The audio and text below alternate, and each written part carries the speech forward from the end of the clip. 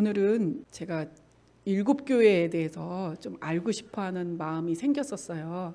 얼마 전부터. 그래서 일곱 교회 하면은 정말 교회 하신 말씀이잖아요. 근데 그 일곱 교회가 그 시대에 있는 일곱 교회만을 말하는 것이 아니라 우리가 살고 있는 우리 시온교회도 해당이 될 것 같고, 또 이 세대 이 우리나라 안에 있는 모든 교회도 다 해당이 될 것 같은 마음이 들었습니다. 사실 일곱이라는 7이라는 숫자가 합한수이고 완전수이기 때문에 일곱 교회라는 것은 비단 에베소부터 그 라오디게아 교회까지의 그 일곱 교회만 해당되는 게 아니라 그 지역에 있는, 그 아시아 지역에 있는, 또 그 이외에 그때 당시에 있는 모든 교회에게 하시는 말씀이라고 그렇게 여겼다고 그렇게 말씀들을 전하고 계십니다.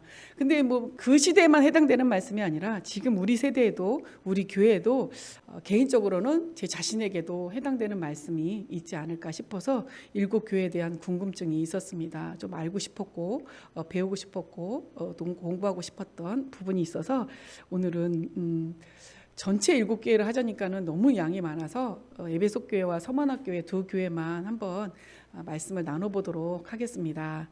말씀 제목은 귀 있는 자는 들을지어다 라는 제목을 잡았는데요. 귀 있는 자는 성령이 교회들에게 하시는 말씀을 들을지어다 라는 구절이 있습니다. 그것을 제가 줄여서 귀 있는 자는 들을지어다 라는 제목을 삼아봤고요. 본문 말씀은 계시록 2장 1절에서 11절까지 말씀입니다. 계시록 2장과 3장의 일곱 교회에 대해서 주님이 말씀하시는 내용이 나오는데, 오늘은 2장 1절에서 11절까지 에베소와 서머나 교회에서만 살펴보도록 하겠습니다. 자, 요한계시록 2장 3장에 나오는 주님께서 일곱 교회에게 보내신 메시지를 보면서 이 시대를 살아가고 있는 우리와 또 우리가 속해 있는 교회가 이 일곱 교회의 모습과 어떠한 것이 닮아 있는지, 또 어떠한 부분에 우리 주님께서 말씀하셨던 것 같이 우리가 어떤 부분에 비침을 받아서 돌이켜 회개해야 하는지를 생각해 보았습니다. 그래서 일곱 교회에 보내신 내용을 살펴보려 합니다. 첫 번째는 에베소 교회인데요. 계시록 2장 1절을 함께 봉독하겠습니다. 시작. 에베소 교회의 사자에게 편지하기를, 오른손에 일곱 뼈를 붙잡고 일곱 금 촛대 사이에 다니시는 이가 가라사대. 아멘. 자, 이렇게 교회마다 에베소, 서머나, 버가모, 두아디라, 사대, 빌라델비아, 라오디게아 하고 일곱 교회가 쫙 있는데, 이 교회의 편지 서두에마다 주님께서 당신의 성품이라든가 당신이 가지고 있는 능력과 권세에 대해서 먼저 말씀을 하세요. 지금은 오른손에 일곱 뼈를 붙잡고 일곱 금촛대 사이를 다니시는 이가 가라사대 하면서 주님이 가지고 계신 당신의 그 권세에 대해서 먼저 선포를 하십니다. 그리고 중간에는 이제 이 교회에게 하시는 말씀들이 나와요. 때로는 칭찬도, 때로는 권면도 나옵니다.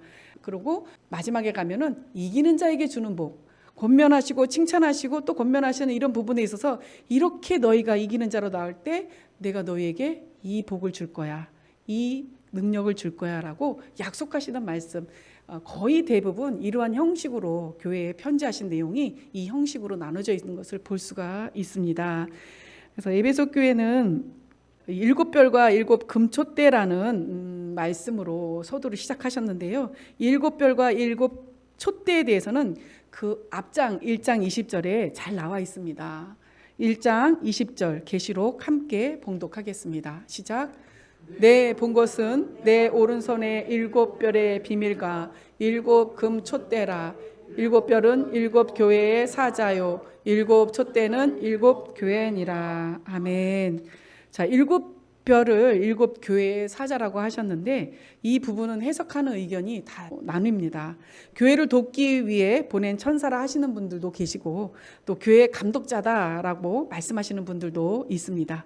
또 일곱 촛대는 일곱 교회라고 하시니 여기 편지를 받은 일곱 교회로 보시면 되겠습니다.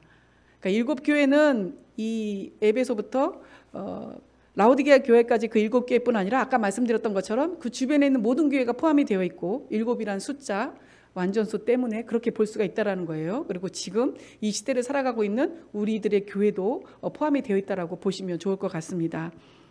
자, 저희가 자세히 살펴봐야 할 부분은 바로 다음 구절부터인데요. 계시록 2장 2절 4절부터 5절까지 교독하겠습니다. 제가 먼저 읽습니다.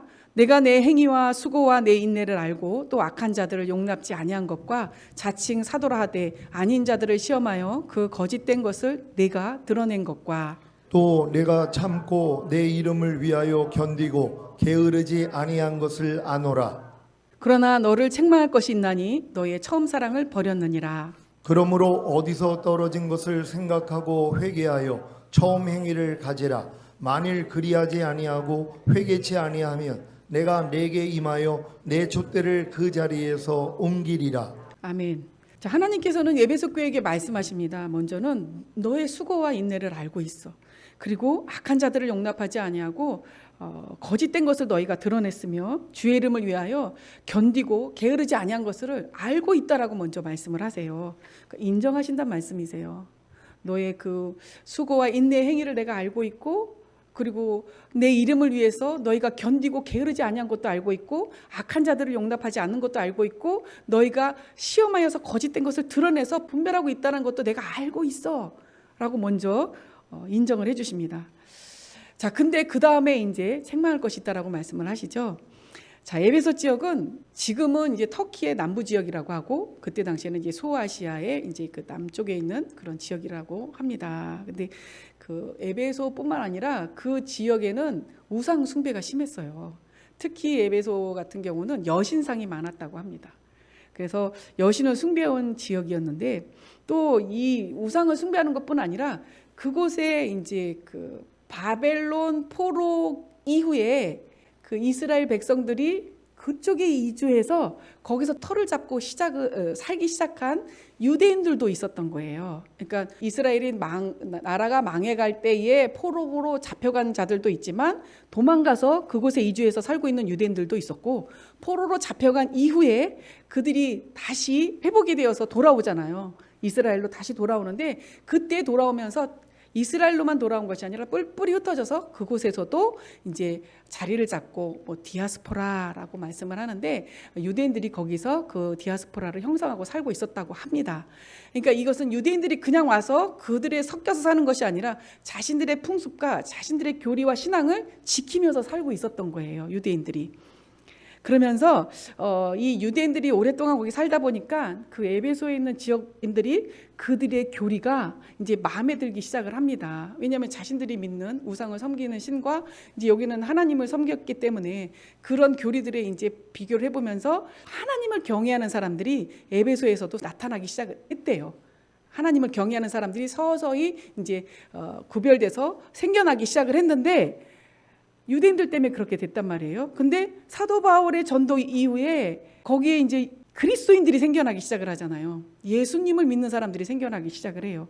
근데 예수님을 믿는 사람과 유대인들하고의 마찰이 생기겠죠, 당연히. 왜냐하면 교리가 다르기 때문이고 그들이 주장하는 내용이 다 다르기 때문입니다. 그러니까 우상을 섬겼죠. 또 거기에 유대인들하고도 부딪히죠. 그러니까 이들의 그런 믿음의 행함을 지키기 위한 수고와 인내가 많이 있었다고 그렇게 보는 그런 견해가 있습니다. 그리고 그것뿐만 아니라 여기에 니골라당이라고 있었어요. 니골라당. 그러니까 니골라당이라는 것은 하나님을 한번 믿으면 그 이후에 어떤 행위도 해도 죄가 안 된다는 그런 도덕적인 것을 도덕 폐기론과 무율법주의를 주장하는 집단이 같이 있었던 거예요.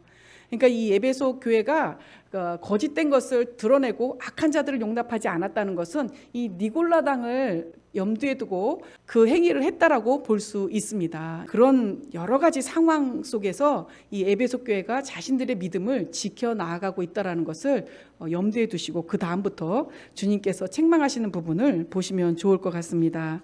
자, 이렇게 주변의 여러 가지 상황 속에서 그들은 주님을 위하여 견디고 게으르지 않고 거짓된 것을 드러내고 악한 자를 용납하지 아니하는 수고와 인내의 행위가 있었는데요. 이것을 하나님이 인정하신 것입니다.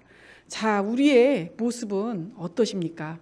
날마다 매 순간 다가오는 세상과의 갈등, 일어나는 어려움, 또 율법 아래 종로를 탈 때에 그 율법과의 갈등도 있었습니다. 이 속에서 우리는 인내하고 참된 것을 얻기 위하여 거짓된 것을 드러내며 게으르지 않고 수고하고 계십니까?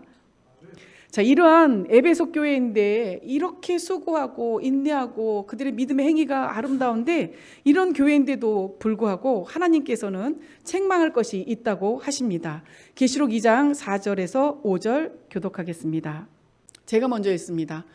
그러나 너를 책망할 것이 있나니 너의 처음 사랑을 버렸느니라. 그러므로 어디서 떨어진 것을 생각하고 회개하여 처음 행위를 가지라. 만일 그리하지 아니하고 회개치 아니하면 내가 내게 임하여 내 촛대를 그 자리에서 옮기리라. 아멘. 자, 방금 읽은 것처럼 너희 처음 사랑을 버렸다라고 얘기하십니다. 그러니 어디서 떨어진 것을 생각하고 회개하여 처음 행위를 가져라. 만일 그리하지 아니하고 회개하지 아니하면 내 촛대를 그 자리에서 옮기리라고 말씀하고 있습니다.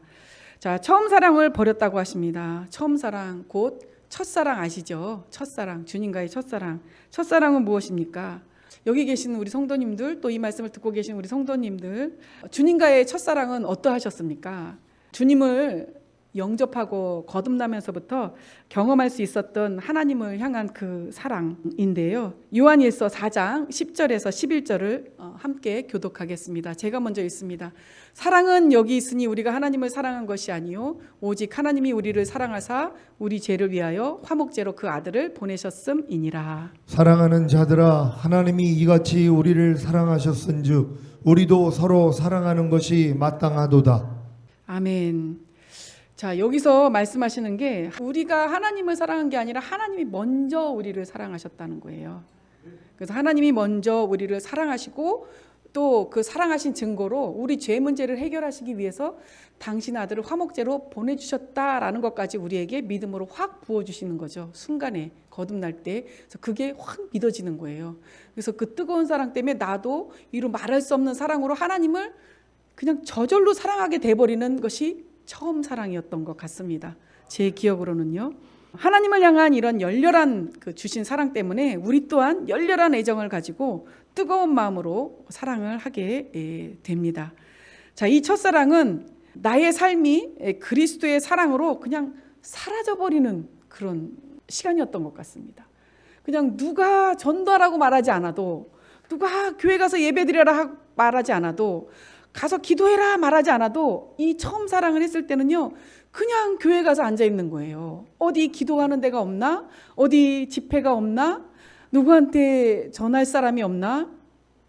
이때 기억나는 건 저희 친정 엄마가 저를 교회 다니는 걸 반대를 하셨어요. 심하게는 아니지만 쟤 왜 저래 미쳤다 이제 이렇게 하셨는데, 엄마가 그때 이제 좀 어려운 일이 있으셨어요. 어려운 일이 있었는데 제가 가서 엄마 이건 기도를 해야 돼. 근데 사실 저도 엄마 손을 붙잡고 기도한 건 그 20대 중반, 20대 초반이었죠. 22살인가 23살 처음이었어요. 엄마 손을 붙잡고 주여를 외치면서 막 예수님이 엄마를 사랑하십니다 말하면서 우리 엄마의 죄를 용서해 주시고 막 이랬는데 우리 엄마가 기도를 못 받으시는 거예요. 놀래가지고 내가 미쳤구나. 그래서 너무 무서워하시는 거예요, 저를.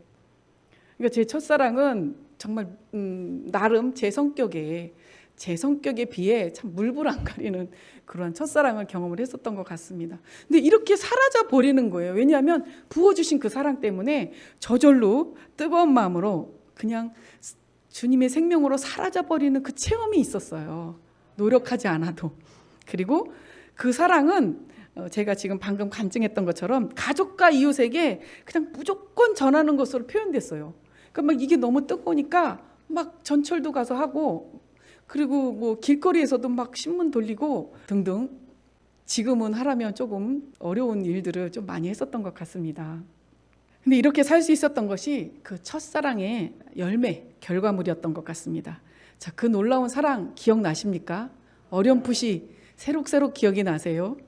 성품이 바뀌고 행동이 바뀌는 삶의 순간들이 아니셨습니까? 아우, 제 말도 많아지고 말도 잘해. 아우, 저 불같은 성격 어디 갔어?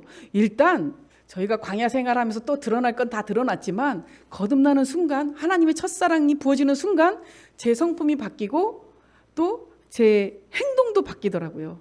이것이 하나님과의 첫사랑이었습니다. 자, 에베소 교회도 그러했었을 것입니다. 자, 그러나 우리 하나님을 사랑하기에 율법을 지키며 열심으로 살다 보니 그 처음 사랑을 잃어버리고 율법 아래서 종노릇 했던 것 같이 에베소 교회도 그들이 하나님을 사랑하기 때문에 자신들의 삶에 다가오는 일들에 대한 의로운 행위에 집중하다가 보니까 처음 사랑을 놓쳐버린 것이 아닌가 하는 생각을 해봅니다. 하나님은 당신과의 처음 그 뜨거운 사랑을 회복하라 하십니다. 갈라디아서 5장 4절에서 6절 교독하겠습니다. 제가 먼저 읽습니다. 율법 안에서 의롭다함을 얻으려 하는 너희는 그리스도에게서 끊어지고 은혜에서 떨어진 자로다. 우리가 성령으로 믿음을 쫓아 의의 소망을 기다리노니 다 같이 읽겠습니다. 그리스도 예수 안에서는 할례나 무할례가 효력이 없되 사랑으로서 역사하는 믿음뿐이니라. 아멘. 자, 여기 힌트가 있습니다. 지금 9절에 왜 처음 사랑을 회복하라고 하셨는지 지금 방금 읽은 9절에 내용이 있는데요. 오직 사랑으로서 역사하시는 믿음만이 우리를 참 생명 안에서 자라게 할 수 있기 때문입니다. 주님을 사랑해야 믿음이 성장해요. 믿음이 성장해야 우리 생명도 같이 성장하실 거 아니겠습니까? 근데 처음 사랑을 잃어버렸으니 믿음이 성장할 수 없겠죠. 만약에 믿음이 성장하지 않는다면 주님이 이렇게 너희가 순종하지 않으면 촛대를 옮겨버릴 거야 라고 얘기를 하셨는데 주님이 옮겨버리지 않으셔도 저절로 그 교회는 멈춰있는 교회, 죽어있는 교회가 될 수밖에 없을 것이라는 제 추측입니다. 그래서 사랑으로서 역사하는 믿음만이 우리를 참 생명 안에서 성장할 수 있다라는 것, 그것 때문에 주님께서 처음 사랑을 반드시 너희가 회복해야 된다. 주님의 생명으로 사라져버리는 그 사랑을 너희가 회복해야 된다라는 거예요. 아니 우리가 맛보고 그 삶을 짧게라도 뭐 몇 개월이든 몇 년이든 그 삶을 살아봤는데 왜 그걸 못 살겠어요? 맛보셨잖아요. 살 수 있습니다. 그래서 그 처음 사랑을 회복하시고 또 사모하시기 바라며 또 저 또한 지금도 끊임없이 그 삶을 여전히 사모하고 있습니다. 율법 안에서 머무는 신앙이 아니라 주님을 사랑하기에 생겨나는 믿음으로 그리스도의 장성한 분량이 충만한 데까지 성장하길 원하신 것입니다. 곧 에베소 교회가 이와 같이 더 아름답게 성장하길 원하신 것입니다. 에베소 교회에 말씀하십니다. 회개하라. 그렇지 않으면 내 촛대를 그 자리에서 옮기리라고 말입니다. 자, 모양은 교회이나 그 속에 생명이 없는 교회를 말하는 것이 아닐까 합니다. 그리스도의 생명으로 계속 성장해야 하는데 성장이 멈춰있는 교회를 말하는 것이 아닐까 합니다. 에베소 교회의 결론입니다. 계시록 2장 6절에서 7절 함께 교독하겠습니다. 제가 먼저 읽습니다. 오직 내게 이것이 있으니 내가 니골라당의 행위를 미워하는도다. 나도 이것을 미워하노라. 귀 있는 자는 성령이 교회들에게 하시는 말씀을 들을지어다. 이기는 그에게는 내가 하나님의 낙원에 있는 생명나무의 과실을 주어 먹게 하리라. 아멘. 자, 니골라당은 아까 말씀을 드렸죠. 하나님을 한번 믿고 나면 그 다음에 무슨 행동을 해도 어떤 짓을 해도 죄가 되지 않는다면서 도덕 폐기론과 무율법주의를 주장하는 집단이었어요. 그러니까 완전히 주님을 대적하는 그런 집단이었다고 보시면 됩니다. 그러한 니골라당을 너희가 싫어하지 나도 싫어해 라고 그 또한 인정하고 미워하신다면서 계속해서 말씀하십니다. 이기는 그에게는 생명나무 과실을 먹게 하리라고 말씀을 하셨는데요. 이 말씀을 우리가 이 교회에서 시온교회에서 배우고 들어서 알고 행하고 있는 내용을 예로 들어 설명을 하고자 합니다. 자, 처음 사랑, 하나님과의 본질적인 사랑을 곧 성령 세례를 받음으로 회복하시고 또 하나님을 사랑하기에 믿음의 단계에 맞는 진리의 말씀에 순종할 때 얻는 죄사함과 의롭다함을 얻어서 이기는 자가 되고. 자, 이 말씀 뭐냐면 우리가 믿음의 7단계를 배우셨잖아요. 거듭남, 성령세례, 성령충만, 전인구원, 내주합일, 영화의 구원, 최종적인 구원 쫙 배우셨어요. 근데 그 단계에 맞는 말씀에 순종하잖아요. 근데 왜 순종하냐면 사랑하는 자는 나의 계명을 지키는 자라에 나를 사랑하는 자다라는 거예요. 하나님을 사랑하는 것을 우리가 표현하고 나타내기 위해서는 하나님의 계명을 지키는 것으로 우리가 하나님께 보여드릴 수가 있어요. 그러면 계명을 순종하면서 단계마다 나아갈 때마다 우리가 안 되는 우리를 발견해서 하나님 앞에 나아가 죄사함을 받아요. 그러면 죄사함과 같이 따라오는 거 세트가 있다고 말씀을 드렸죠. 세트. 죄사하면 순간에 우리는 예수 그리스도로 옷을 입게 돼서 의로움을 얻어요. 자, 이거 예수 그리스도 옷을 입은 것 자체가 이기는 자입니다. 죄를 안 지어서 이기는 자가 될 수도 있지만, 우리가 죄를 지었지만 주님 앞에 나아가 주님의 피의 공로를 의지해서 주님의 의의 옷을 입었을 때 우리가 이기는 자가 될 수 있다라는 거예요. 자, 이렇게 우리가 생명의 말씀에 사랑함으로써 순종해 나아갈 때에 의롭다함을 얻을 때 이기는 자가 된다라는 거예요. 이기는 자에게는 생명의 면류관을 주겠다라고 얘기를 하셨단 말이에요, 에베소 교회에. 자, 그러면 죄사함과 의롭다함하고 같이 따라오는 세트가 있어요, 단계마다. 세 번째, 구원과 생명이에요. 구원과 생명. 자, 그러면 죄사함과 의롭다함을 얻어 이기는 자가 되고 이기는 자가 되어 취하게 되는 구원과 생명을 얻는 것이 여기서 말하는 이기는 자에게 주시는 생명나무의 과실이라고 말씀드리고 싶습니다. 자, 이기는 자에게는 낙원에 있는 생명나무의 과실을 먹게 하리라 라고 약속하셨어요. 그러면 우리는 단계마다 죄사함과 의롭다함을 얻어 이기는 자가 되고 이기는 자가 되었을 때 하나님께서 그곳에서 구원하시고 그곳에서 생명나무 열매를 맺게 하셔서 성장케 하신다는 거예요. 이거를 약속하셨어요. 어떻게 할 때? 하나님을 사랑할 때. 하나님을 사랑해서 어떻게 할 때? 하나님을 사랑하기에 그 계명에 순종할 때 이기는 자가 되게 하시고 생명나무의 과실을 먹게 하시겠다는 약속인 겁니다. 그래서 이렇게 비교해 보면 우리가 잘 살고 계신 것 같으세요? 단에서 흘러나오는 목사님을 통해서 우리에게 먹여주시는 그 귀한 생명의 말씀을 순종하시고 그 말씀대로 행하시면서 사신다면 에베소 교회에게 약속하신 생명나무의 열매를 이미 드시고 계신다라고 저는 말씀드리고 싶습니다. 그러니 우리가 얼마나 잘 살고 계시는 것입니까? 감사합니다. 저도 너무 기쁩니다. 이기는 자에게 허락되어진 생명나무 과실, 곧 생명을 주시는 영이 되신 예수 그리스도를 우리 안에 거하게 하심으로 풍성한 생명을 누리시기 바랍니다. 참고로 계시록 22장 14절 함께 봉독하겠습니다. 시작.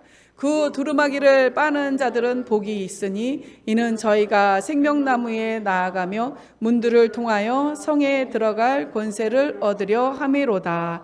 아멘. 여기서 두루마기를 빠는 자들은 복이 있으니, 이거를 저는 죄사함과 의롭다함이라고 말씀드리고 싶습니다. 말씀을 지키다 보면 우리의 죄가 드러나고 주님 앞에 나아가서 보혈의 능력으로 죄사함을 받고 의롭다함을 얻는 것. 두루마기를 빨아서, 더러운 두루마기 빨아서 깨끗함을 입는, 깨끗함을 두루마기를 입는, 이것이 바로 죄사함과 의롭다함을 얻는 과정이라고 볼 수 있습니다. 그러하니 생명나무에 나아가 문들을 통하여 성에 들어갈 권세를 얻으려 함이로다라는 이런 복을 얻게 되실 줄 믿습니다. 자, 두 번째 교회입니다. 서머나 교회인데요. 계시록 2장 8절 함께 봉독하겠습니다. 시작. 서머나 교회의 사자에게 편지하기를 처음이요 나중이요 죽었다가 살아나신 이가 가라사대. 아멘. 자, 여기서 주님은 내가 어떠한 자다라고 말씀하고 계세요. 난 처음이다, 난 나중이다, 난 죽었다가 다시 살아나신 자다라고 당신이 가지고 있는 그 권세와 능력에 대해서 말씀하고 선포를 먼저 하시고선 이제 서머나 교회에게 계속 편지를 하실 말씀을 들려드리고 있습니다. 자, 처음이요 나중이요는 모든 시간뿐 아니라, 이들의 원어를 찾아보면 시간뿐 아니라 공간도 의미하고 있다고 합니다. 그래서 시간뿐만 아니라 공간이 주님께 속하였음을 나타내며 그러하기에 모든 만물이 주께 속하였음을 말씀하고 있습니다. 그러니까 모든 만물의 주관자다, 내가 모든 만물의 주관자다, 이렇게 생각하시면 되세요. 쉽게. 그리고 죽었다가 살아나신 이란, 우선 로마서 14장 7절에서 9절을 함께 보신 다음에 말씀을 나눠보도록 하겠습니다. 제가 먼저 있습니다. 우리 중에 누구든지 자기를 위하여 사는 자가 없고 자기를 위하여 죽는 자도 없도다. 우리가 살아도 주를 위하여 살고 죽어도 주를 위하여 죽나니 그러므로 사나 죽으나 우리가 주의 것이로라. 함께 읽겠습니다. 이를 위하여 그리스도께서 죽었다가 다시 살으셨으니 곧 죽은 자와 산 자의 주가 되려 하심이니라. 아멘. 자, 주께서 죽었다가 다시 살아나신 이유는 지금 방금 읽으신 말씀에 있는 것처럼 죽은 자와 산 자의 주가 되려 하심이었습니다. 다시 말해 주를 위하여 죽고 주를 위하여 사는 자의 주가 되시기 위해 당신이 몸소 죽임을 당하시고 또 부활 생명으로 이 말씀하신 바를 증명해 내셨습니다. 주를 위하여 죽는 자의 주가 되시고 주를 위하여 사는 자의 주가 되시기 위해서 당신이 몸소 이 땅에 오셔서 죽임을 당하시고 또 부활 생명으로 살아나신 것을 증명해 내셨어요. 내가 너희들의 주다라는 것을 증명해내셨다는 거예요. 자, 이와 같기에 처음이요 나중이요 죽었다가 살아나신 이가 이란 모든 만물이 주께 속하였고 모든 생명의 주관자이시다라는 것을 표현하고 있는 부분이라고 볼 수 있겠습니다. 계시록 2장 9절 10절 함께 교독하겠습니다. 제가 먼저 읽습니다. 내가 내 환난과 궁핍을 아노니 실상은 내가 부요한 자라. 자칭 유대인이라 하는 자들의 회방도 아노니 실상은 유대인이 아니요 사단의 회라. 내가 장차 받을 고난을 두려워 말라. 볼지어다 마귀가 장차 너희 가운데서 몇 사람을 옥에 던져 시험을 받게 하리니 너희가 10일 동안 환난을 받으리라. 내가 죽도록 충성하라. 그리하면 내가 생명의 면류관을 내게 주리라. 아멘. 자, 서머나교회는 시대적으로 그 로마 제국의 지배 아래, 그러니까 간섭 아래 있는 그런 시대적 배경을 가지고 있다고 합니다. 로마 제국의 황제를 신격화해요, 그들이. 그래서 그들을 무조건 숭배하게 합니다. 그래서 이 서머나교회도 로마 황제의 숭배를 강요받아요. 강요를 받고 또 재미있는 것은 로마 황제의 숭배를 한다고 하면 그 다음에는 어떠한 종교를 믿어도 어떤 걸 섬겨도 상관이 없었다고 합니다. 일단 로마 황제를 숭배하겠다고 하고 그 앞에 나와서 숭배를 하면, 인정을 하면 그 다음에는 너희가 뭘 믿던 여러 가지 우상을 섬겨도 간섭하지 않았다고 합니다. 참 지금 이 시대를 살고 있는 현실에 비교를 해도 너무 유사한 부분이 많음을 느끼면서 놀랄 수밖에 없었던 부분이었는데요. 로마 황제 숭배를 강요받는 시대였는데 당연히 이들은 황제 숭배를 어떻게 했겠어요? 거절했겠죠. 거절해서 오는 환난과 궁핍이라고 볼 수가 있습니다. 내가 너희의 궁핍과 환난을 받는 것을 알고 있다. 거절해서 받는 환난과 그런 궁핍과 배척당함과 따돌림 당하는 거에 대해서 우리 경험해 보셨죠? 단에서는 말씀 못 드리는 거 아시죠? 경험해 보셨잖아요. 우리가 다른 이들과 다르게 다른 선택을 했을 때 그 다른 선택으로 오는 우리의 어떤 차별당하는 거, 따돌림 당하는 거, 배척당하는 이런 경험들이 있으셨잖아요. 그러한 상황을 주님이 알고 있다고 하십니다. 너희가 너희 믿음을 지키기 위해서 우상을 섬기지 않고 황제 숭배를 하지 않기 때문에 받는 그런 환난과 또 그것으로 인해서 경제활동도 못하고 사회활동을 못하는 이런 어려움, 그래서 궁핍함 생활을 하고 있는 것을 내가 알고 있다. 인정한다라는 거예요. 알고 있다라는 건 그냥 알아. 나 저 사람 힘든 거 알아. 우리 사람들은 그렇게 표현하지만 하나님이 안다라고 하시는 것은 그 의미가 아니거든요.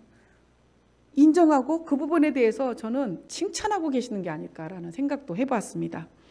자, 그러나 실상은 내가 부요한 자니라고 말씀하십니다. 이 말씀은 환난을 겪고 궁핍하지만 예수 그리스도로 인하여 부활 생명의 풍성함을 가지고 있음을 칭찬하고 계신 것입니다. 환난은 인내와 연단을 통해 결국 소망을 이루듯 서머나 교회의 상황을 결국엔 소망의 부요함으로 채워주실 것을 약속하심 같이 말씀하고 계신 것입니다. 안다라는 것, 이렇게 약속하시는 말씀이라고 볼 수가 있을 것 같습니다. 이 말씀, 곧 서머나 교회에 하신 이 말씀은 고린도 교회에 보낸 바울의 서신에서도 잘 표현되어 있습니다. 고린도후서 6장 2절에서 10절까지 세 번역으로 함께 교독하겠는데요. 이 말씀을 우리의 지금 신앙 고백이라고 여기시고 한번 깊이 묵상하시면서 함께 교독해 보도록 하겠습니다.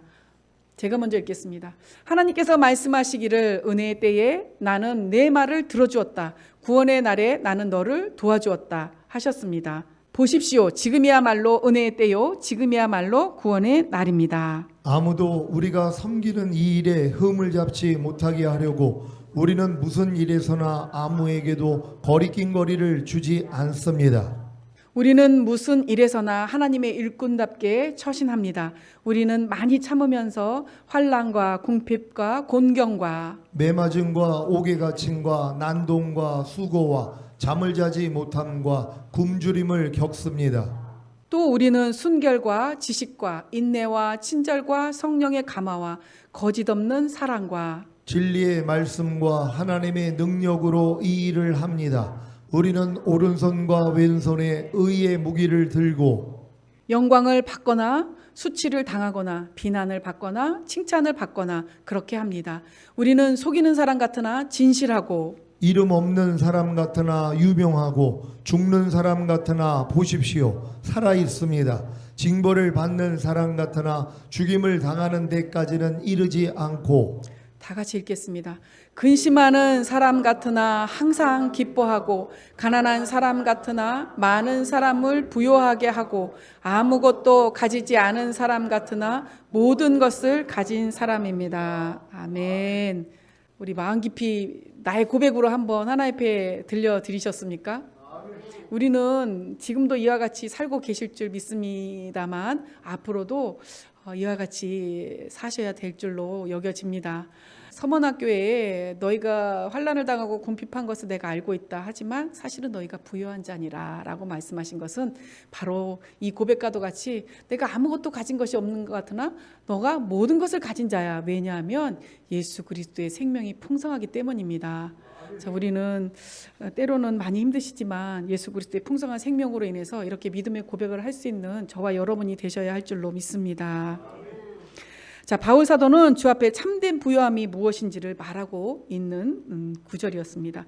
서머나 교회에 너희 환난과 궁핍을 안다고 하시면서 실상은 부요한 자라 말씀하신 것은 이들의 믿음이 참된 생명의 풍요함에서 비롯된 것임을 인정하신 것입니다. 그래서 너희는 부요하다라고 말씀하신 것입니다.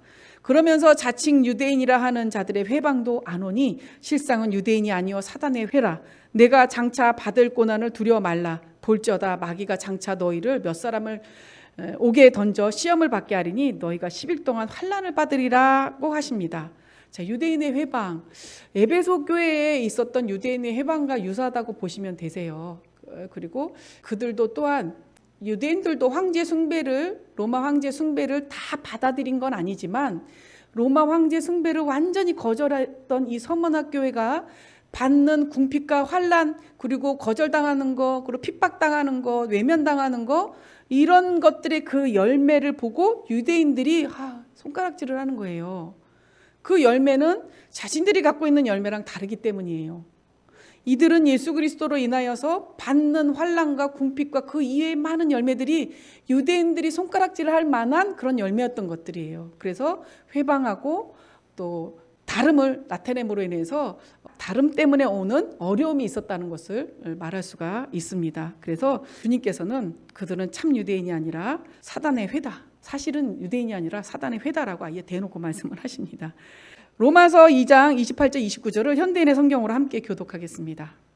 유대인으로 태어났다고 해서 참 유대인이 아니며 육체의 할례를 받았다고 해서 참 할례가 아닙니다. 오히려 마음에 참된 변화를 받은 사람이라야 참 유대인이며 기록된 율법이 아닌 성령님에 의한 마음의 할례가 진정한 할례입니다.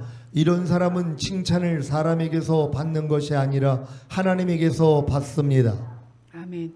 주님으로 인해서 오는 궁핍과 환난은 손가락질 당할 일이 아닙니다. 하나님 앞에 칭찬을 받고 영광과 찬송이 될 만한 일이에요. 근데 이 유대인들은 그렇게 하지 않았다는 거죠. 그렇기 때문에 유대인들을 사단의 회라고 말씀을 하신 것입니다.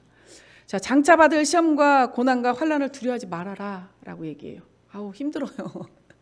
궁핍과 환난도 당하고 있는데 또 온대요. 시험과 고난과 환난을 장차 올 건데 두려워하지 말라라는 거예요. 이게 웬일이에요? 손 탁 막히시지 않으세요? 하지만 두려워하지 말라고 하시니까 그리고 아예 대놓고 말씀하십니다. 마귀가 장차 너희 몇 사람을 옥에 던져 시험을 받게 할 것이다. 사실 이것은 그때 시대적으로 이런 일이 있었던 것 같아요. 왜 이렇게 경기장에서 막 순교당하는 일들이 이 시대에 있었던 것 같아요. 맹수가 나와서 찢고 화형당하고 하는 이런 순교의 행함들이 이 시대에 있었던 걸로 알고 있습니다.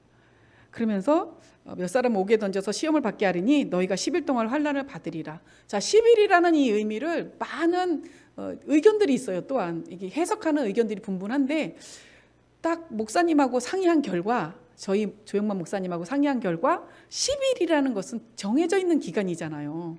10년이든 100년이든 10일이든 열흘이든 하루든 정해져 있어요. 그래서 끝이 있다라는 거예요. 주님이 우리에게 허락하신 고난은 시작도 있지만 반드시 끝이 있다라는 거예요. 소망이 되십니까? 내가 정해놓은 기간 동안에 너희가 시험을 당할 건데 두려워하지 말아라 라고 얘기를 합니다. 그리고 그 고난받을 동안 낙심하지 말고 뒤돌아보지 말고 자로나로 치우치지도 마라. 그렇게 말씀하시면서 요구하세요. 죽도록 충성하라. 자, 그러면 우리가 고난이 오는 것은 기회입니다. 우리가 죽도록 충성할 수 있는 기회입니다. 참 어려우시겠지만 그 기회를 놓치지 않으셨으면 좋겠습니다. 자, 믿음을 지켜내기 위해 받는 시험과 환난은 오늘을 사는 우리에게도 매 순간 다가오는 일들이라 할 수 있습니다. 사단은 어찌하든 우리를 넘어뜨리려 합니다. 도적이 오는 것은 도적질하고 죽이고 멸망시키려는 것뿐이다 라고 말씀하셨기에 우리는 늘 깨어 있어야 할 것입니다. 때론 이런 시험과 환난은 우리 안에 계신 예수 그리스도의 생명을 확인시키십니다. 확인시키시고 오히려 시험과 환난의 때에 서머나 교회에 말씀하신 것처럼 죽도록 충성함으로 생명의 풍성함에 이르러야 할 것입니다. 이들에게 고난을 허락하시고 약속하신 것이 무엇입니까? 바로 생명의 면류관입니다. 자, 야고보서 1장 12절 현대인의 성경으로 함께 읽겠습니다. 시작. 시험을 견뎌내는 사람은 복이 있습니다. 시험을 이기고 인정을 받은 사람은 하나님이 자기를 사랑하는 사람들에게 약속하신 생명의 면류관을 받을 것입니다. 아멘. 자, 시험을 견디는 자 곧 죽도록 충성하는 자. 시험을 견디기 위해서는 죽도록 충성하는 방법밖에 없어요. 그러니까 시험을 견디는 자 곧 죽도록 충성하는 자는 생명의 면류관을 얻게 될 것이라고 말씀하고 계십니다. 자, 여기서 제 생각에 면류관은 그 쓴 자의 영광을 나타내는 것 같습니다. 제가 주님이 주신 면류관을 썼어요. 그러면 이 면류관은 누구의 영광인가요? 물론 주님이 주신 거니까 주님의 영광이지만 쓴 자의 영광을 나타내는 거거든요. 저는 개인적으로 이 면류관은 죽어서 아니면 천년왕국에 들어가서만 받는 것이 아니라 이 땅에서도 저는 이 면류관을 쓸 수 있을 거라는 생각이 있습니다. 왜냐하면 우리가 하나님의 영광과 찬송이 드려질 때에 다른 사람들의 눈에는 보이지 않지만 우리가 그리스도를 나타낼 때에 그 그리스도께서 우리에게 주신 영광의 면류관들을 쓸 수 있을 거 아니시겠습니까? 그래서 천년왕국 가서나 받는 면류관, 영원한 천국에 가서나 쓸 수 있는 면류관이라고 생각하지 마시고 늘 범사에 하나님을 기쁘시게 해드리면서 영광과 찬송이 되어지는 삶을 사신다면 누구나 알아볼 수 있는, 그리스도인이라면 누구나 알아볼 수 있는 그 면류관을 우리가 쓸 수 있다는 것을 믿음으로 바라보시기 바랍니다. 또한 이 영광은 쓴 자의 영광을 나타내는 것이 면류관일 거라는 제 생각인데요. 그 영광은 예수 그리스도로 말미암은 영광일 것입니다. 그렇기에 이 땅을 살면서 그리스도의 일꾼으로 믿음의 7단계의 길을 따라 나아가면서 예수 그리스도의 생명으로 풍성해진다면 그분의 풍성한 생명이 우리를 통해 증거되고 그 증거된 영광스러운 생명이 우리의 면류관이 될 것입니다. 계시록 2장 11절 함께 봉독하겠습니다. 시작. 귀 있는 자는 성령이 교회들에게 하시는 말씀을 들을지어다. 이기는 자는 둘째 사망의 해를 받지 아니하리라. 아멘. 너희가 시험과 환난이 올 때에 너희가 고난을 받을 때에 죽도록 충성하라. 그러면 생명의 면류관을 얻으리라 라고 면류관을 줄 거다라고 약속을 하시고 그 다음에 또 약속하신 게 이기는 자에게는 둘째 사망의 해를 받지 않게 해줄 거다라고 약속을 하셨어요. 서머나교회에게. 자, 둘째 사망이란 계시록 20장 12절 14절 함께 교독하겠습니다. 제가 먼저 읽습니다. 또 내가 보니 죽은 자들이 물론대소하고 그 보좌 앞에 섰는데 책들이 펴있고 또 다른 책이 펴졌으니 곧 생명책이라. 죽은 자들이 자기 행위를 따라 책들에 기록된 대로 심판을 받으니 바다가 그 가운데서 죽은 자들을 내어주고 또 사망과 음부도 그 가운데서 죽은 자들을 내어주매 각 사람이 자기의 행위대로 심판을 받고. 다 같이 읽겠습니다. 시작. 사망과 음부도 불못에 던지우니 이것은 둘째 사망 곧 불못이라. 둘째 사망이 어떤 것인지 아셨죠? 그리고 하나 더 읽도록 하겠습니다. 계시록 20장 6절입니다. 다 같이 읽겠습니다. 시작. 이 첫째 부활에 참여하는 자들은 복이 있고 거룩하도다. 둘째 사망이 그들을 다스리는 권세가 없고 도리어 그들이 하나님과 그리스도의 제사장이 되어 1000년 동안 그리스도로 더불어 왕노릇하리라. 아멘. 자, 이 말씀처럼 1000년 동안 예수 그리스도와 함께 왕노릇하는 자들은 둘째 사망하고 상관이 없어요. 그래서 서머나교회에게 약속하신 게 이 약속이에요. 너희가 죽도록 충성하라. 둘째 사망의 해를 받지 않을 것이다. 그럼 어떻게 될까요? 첫째 부활에 참여하면서 우리 주 예수 그리스도와 함께 천년왕국 동안 왕노릇하게 해주시겠다는 그 약속을 해주신 거예요. 서머나교회 약속하신 말씀처럼 이기는 자는 첫째 부활에 참여하는 자가 되어 천년 동안 그리스도와 더불어 왕노릇할 것이며 둘째 사망의 해를 받지 않게 될 것입니다. 사모하십니까? 생명 주시는 영이 되신 예수 그리스도로 말미암아 이기는 자가 되어 첫째 부활에 참여하고 천년 동안 왕노릇하시기를 간절히 소망합니다. 자, 오늘은 두 교회를 말씀을 나눠보았습니다. 자, 에베소 교회와 서머나교회 비교해서 우리 시온교회 너무 잘하고 계신 것 같습니다. 물론 처음 사랑을 회복하기 위해서 우리는 지금도 열심히 각 단계마다 힘쓰고 애쓰고 죽도록 충성하면서 달려나가시지만 우리 주님이 시온교회에게 편지를 하신다면 칭찬을 많이 해주실 것 같아요. 그리고 물론 권면의 말씀도 해주시겠지만 잘하고 계시는 부분이 있으셔서 또 우리에게 약속하시는 엄청난 놀라우신 하나님의 그런 은혜와 복이 있을 것 같습니다. 기도하시겠습니다. 아버지 하나님, 우리가 주오시는 그날까지 주 예수 그리스도의 생명을 굳게 붙잡고 지치지 않고 충성되이 나아갈 수 있는 우리의 모습 되게 해달라고 주여 한번 하시고 기도해 주시겠습니다.